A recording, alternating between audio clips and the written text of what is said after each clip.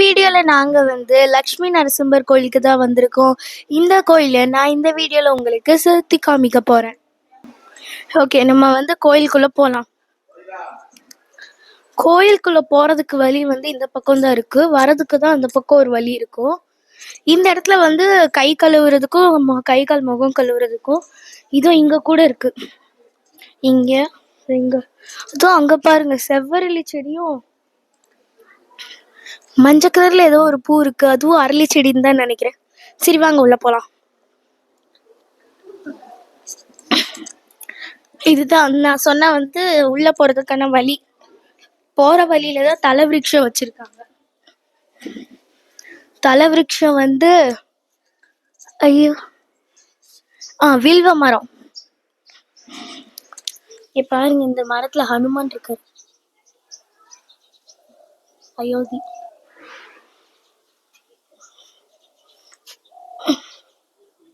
நிறைய பேர் குழந்தை பிறக்கணும்னு வேண்டி இந்த இடத்துல வந்து தொட்டில் நிறைய கட்டியிருக்காங்க. அப்புறம் இங்க விளக்கு ஏத்துறாங்க நல்லதுக்கு.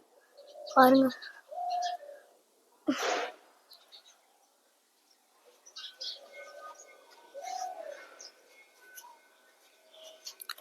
ஓகே படுத்து போல உள்ள.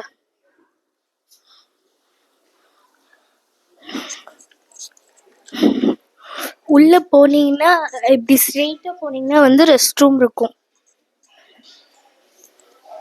அது இல்லாம இது கோயில், இது வந்து கொடிமரம்.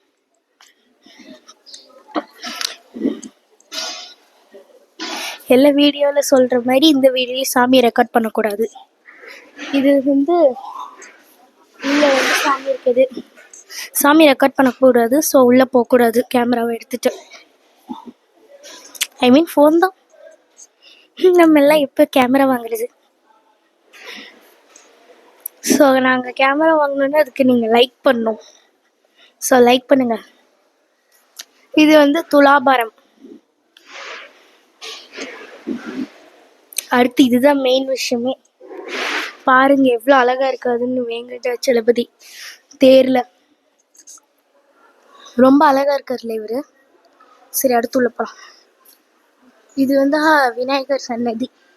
எப்பயும் சொல்ற மாதிரி இதையும் வீடியோ எடுக்கக்கூடாது. ஸோ இப்படி போலாம். டக்குன்னு டக்குன்னு அந்த பூசாரி ஏன்னு தெரியல என்னவே பாக்குறாரு.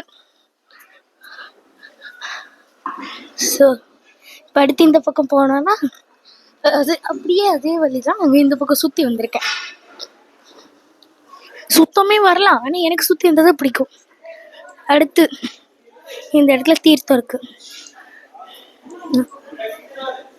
இது வந்து அன்னதான மண்டபம்.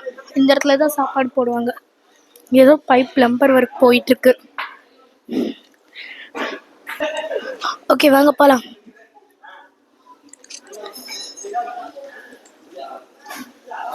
இப்போ நம்ம ஸ்ட்ரெயிட்டா வந்து போனோம்னா இங்கதான் வந்து தீர்த்தங்கமும் சடாரியும் வைப்பாங்க. பட் இப்போ இல்லை, அது எந்த பிரச்சனையும் இல்லை. அடுத்து இங்கே வந்து துளசி மரம் ஒன்று வச்சிருக்காங்க. அங்கேயும் ஒன்று இருக்கும். இது கை கழுவுறதுக்கு. ஓ, ட்ரிங்கிங் வாட்டரா? சாரி. இது வந்து விளக்கேற்றதுக்கு. விளக்கேற்றதுக்குன்னே தனியாக நிறைய டேபிள்லாம் போட்டு வச்சுருக்காங்க. அடுத்து இது ஆஞ்சநேயர் சன்னதி. வழங்கும் பொருளை சொல்கிற மாதிரி இது வீடு எடுக்கிறது. ஸ்ட்ரெயிட்டாக போனோன்னா இங்கே தான் ஒரு குளம் இருக்குது. அப்புறம் இந்த குளத்துக்கு சைடில் இங்கே வந்து ஒரு இது இருக்குது, துளசி மரம். ஏன் ஏன் எல்லா கோயில்லையும் குளம் வச்சுருக்காங்கன்னு தெரியுமா? ஏன்னா தண்ணி வந்து தீய சக்திகளை வந்து அப்சர்வ் பண்ணுன்னு சொல்லுவாங்க. அதாவது கெட்டது, அழுக்கு, அந்த மாதிரி விஷயத்தெல்லாம் எடுத்துருன்னு சொல்லுவாங்க.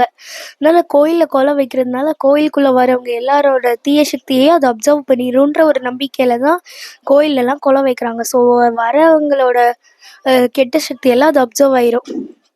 அதனால தான் கோயில் எல்லாத்துலேயும் மறக்காமல் குளம் வைக்கிறாங்க. நிறைய கோயிலில், பட் எல்லாத்துலேயும் வைக்கிறது இல்லை இப்போ வர கோயிலெல்லாம். இப்படியே ஸ்ட்ரெயிட்டாக போனீங்கன்னா இங்கே வந்து ஒரு நிமிஷம். இது வந்து யாகம் ஏதாவது வளர்க்குற இடம்னு நினைக்கிறேன். இங்கே சாமி வச்சு அங்கே யாகம் வளர்க்குறது நினச்சேன். அதான். அடுத்து போனோன்னா இங்கே ஒரு கிணறு இருக்கு.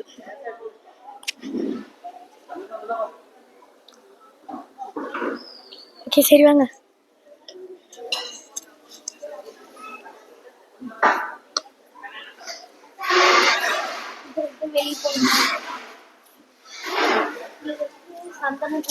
இங்க வந்து சந்தன குங்குமம் வச்சுக்கலாம். இது வந்து வெளியே போற வழி.